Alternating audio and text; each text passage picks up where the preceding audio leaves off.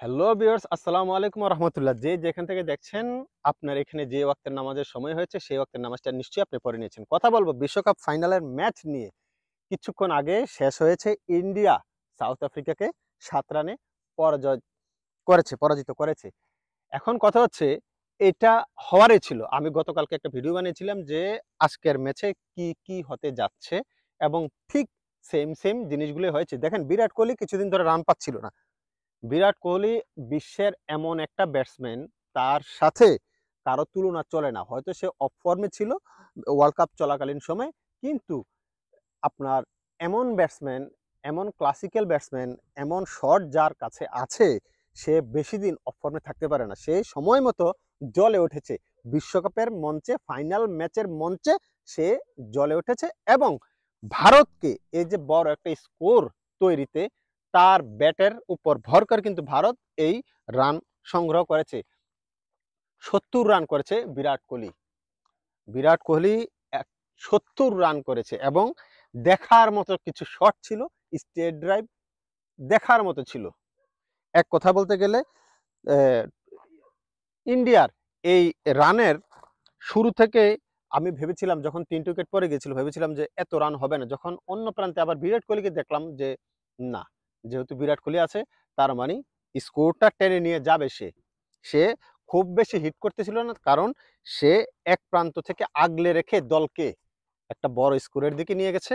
Last আপনার ১৫ বলে সে run করেছে, মনে করেন যে ৩০ রানের উপরে। লাস্ট ১০-১২ বলে ৩০ রানের উপর রান করেছে। তার স্ট্রাইক রেটটা তখন মানে বাড়াইয়া নিছে। শুরুতে একটু ধরে খেলতেছিল, যেন উইকেট আর না পড়ে। এনিওয়ে, সাউথ আফ্রিকা যতটুকু খেলেছে, আমার মনে হয় যে ওদের ব্যাড লাক সবসময় থাকে। আ ওদের যখন ৫ ওভার ৩০ রানের মতো দরকার ছিল, তখন দেখলাম যে বুমরার ২ টো ওভার রয়ে গেছে। জাসপ্রীত বুমরা।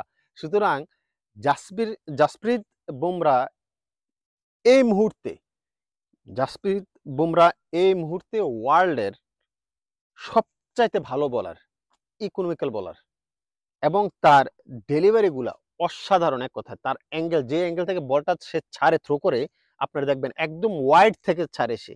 একদম ওয়াইড থেকে, ক্রিজের ওয়াইড থেকে বলটা ছাড়ে, এই অ্যাঙ্গেলে ছাড়ে, যার কারণে বলটা তার আড়াআড়ি ভাবে ব্যাটসম্যানের কাছে যায়, এবং আর বলটা যদি আরেকটু ইন সুইং করে এই পেসের সাথে, আর আড়াআড়ি ভাবে আরো করে ইন সুইং, ব্যাটসম্যানের কিচ্ছু করার থাকে না।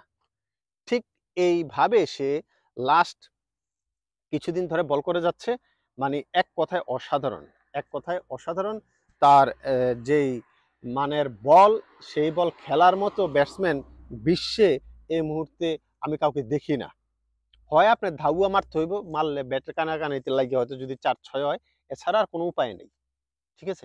এনিওয়ে, আমার মনে হচ্ছে ইন্ডিয়া যোগ্যতার বিচারেই এই ওয়ার্ল্ড কাপ নিয়েছে, এবং সবাইকে আমি বলতে চাই, যারা ইন্ডিয়াকে নিয়ে বাজে কথা বলে, কিংবা রোহিত শর্মা, বিরাট কোহলিকে নিয়ে বাজে কথা বলে, একটা কথা শোনেন, আপনার দ্বন্দ্ব থাকতে পারে আইসিসির সাথে, আপনার দ্বন্দ্ব থাকতে পারে রাজনৈতিকভাবে, কিন্তু প্রপার ক্রিকেট যদি আপনি দেখেন, এই মুহূর্তে প্রপার ক্রিকেট খেলে এমন টিম, মানে ইন্ডিয়ার সাথে কাছাকাছি পর্যায়েও কেউ নাই।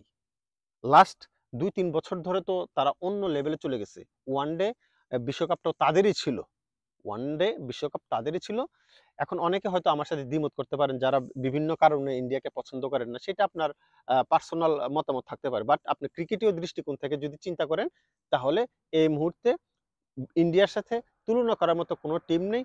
বিরাট কোহলি অসাধারণ একটা ব্যাটসম্যান, সারা ওয়ার্ল্ডের সেরা ব্যাটসম্যান, এবং তার ধারে কাছে এই মুহূর্তে কেউ নাই।